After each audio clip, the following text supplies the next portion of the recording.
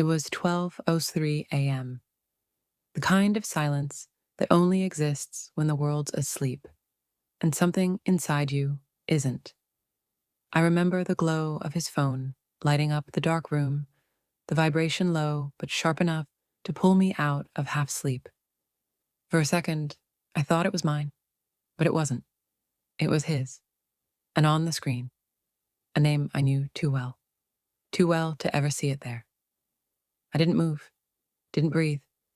I just watched as the phone stopped ringing, then lit up again. Same name, same ache in my chest.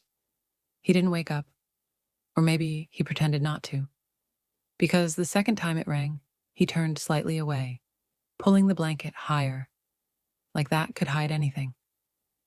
And in that moment, I realized something terrible. The hardest part of betrayal isn't the moment you see it. It's the moment before, when you still hope you're wrong. I didn't touch his phone that night. I wanted to. God, every cell in my body screamed to reach over and see who she was. But something inside me froze. It wasn't fear. It was the weight of knowing that once you open that door, you can't ever close it again. So I just lay there, staring at the ceiling, pretending to sleep, feeling the space between us grow heavier with every breath he took. When morning came, he acted normal. Coffee, news, small talk. But I couldn't stop hearing that ringtone in my head. He kissed me on the forehead before leaving for work. That was his routine, except this time, his lips felt colder, like he was performing a habit instead of affection. As soon as the door closed, I grabbed his phone from the nightstand. It was locked, of course. But when I turned it over, I noticed something small. A faint fingerprint smudge. Not mine. Lip gloss pink. I didn't cry. Not yet. Instead, I made myself coffee and sat at the kitchen counter staring out the window. The sky looked ordinary, blue, calm, innocent, like it didn't know my world had started cracking. That's the thing about betrayal. It never arrives with thunder. It sneaks in quietly, wearing the face of someone you love. All day, his phone haunted me. That name, the one I saw at midnight, kept replaying in my head. Lena. Short. Simple. Too familiar. She used to work with him years ago. I'd met her once, at a company dinner. Pretty, confident, too touchy when she laughed.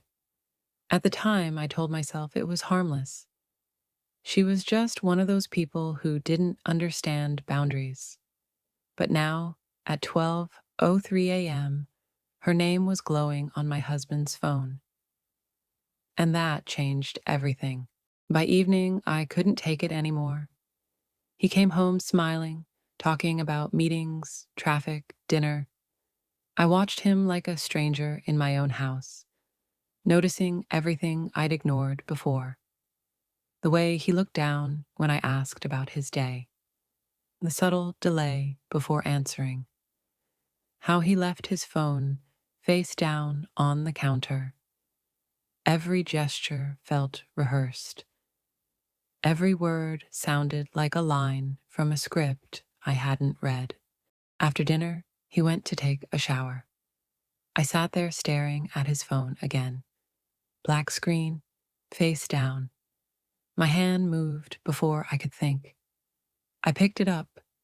It was locked, but I could feel my pulse in my fingers. I wasn't the kind of person who snooped, but I wasn't the same person anymore either. Love turns into suspicion faster than people admit. Then it vibrated. Once, twice, and the same name appeared again. Lena. No message, just a call. I stared at the screen as it rang out.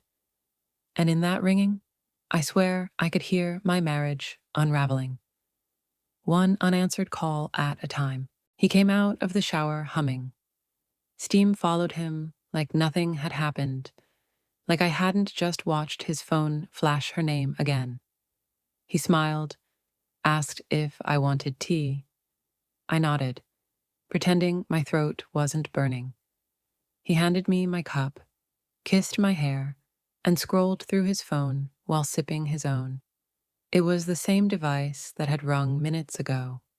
Same number, same lie, hidden behind the same calm face.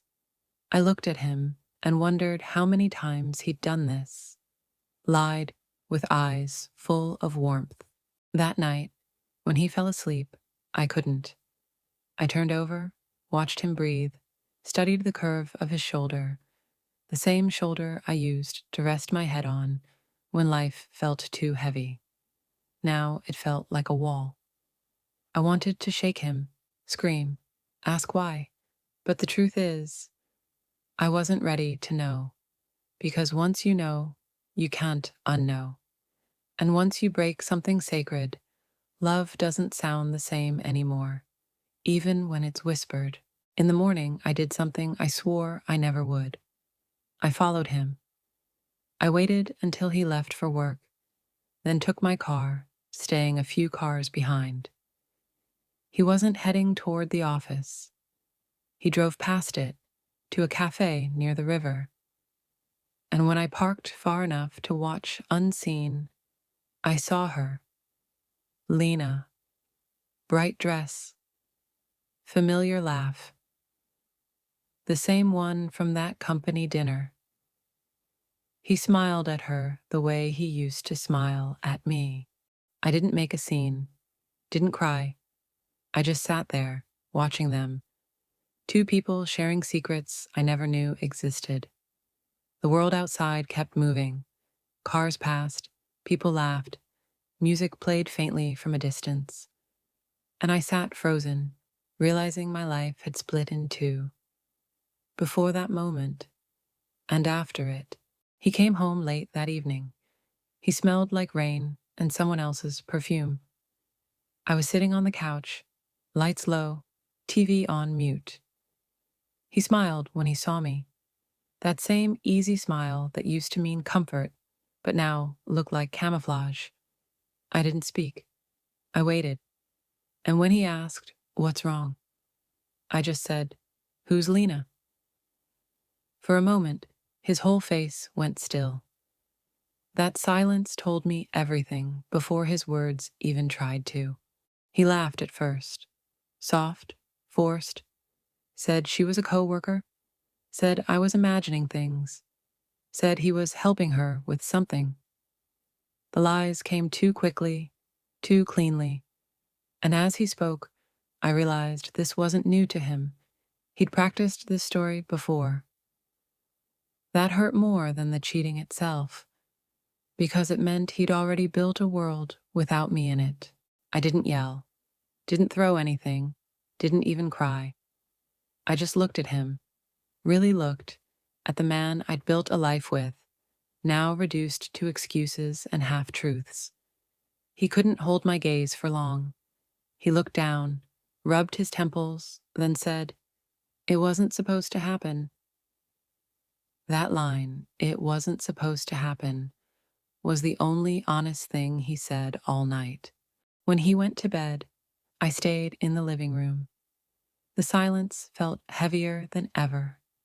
I thought about the years, the birthdays, the anniversaries, the small moments that once meant everything. How easily love can rot when honesty leaves. How something so beautiful can become unrecognizable. And for the first time, I didn't want to fix it. I just wanted to be free from the lie. The next morning, I woke up to sunlight and an empty bed. He'd left early. No note, no message, just silence. For years, that silence used to scare me. Now, it felt like peace. I sat at the edge of the bed, staring at the spot where he used to sleep, and for the first time, I didn't feel panic. I felt clarity.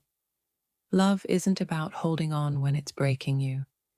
It's about knowing when to finally let go before you lose yourself too. I made coffee, the same way I always did, but it tasted different. Maybe because it wasn't mixed with waiting anymore. I opened the window, listened to the street below, and realized the world hadn't ended. It just changed shape. Somewhere between the hurt and the silence, I found a new kind of strength, the kind that doesn't need answers. Later that day, his phone rang again. He'd forgotten it at home. It was her, Lena. For a moment, I stared at the screen, remembering that night, that pain. Then I answered. I didn't say a word.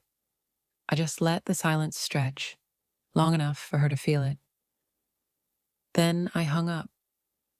That was the moment I stopped being the woman who waited for truth and became the one who could live without it. That night, I slept with the window open. The air was cold, but it felt real. No lies, no whispers, no midnight calls. Just silence, the kind that doesn't hurt anymore.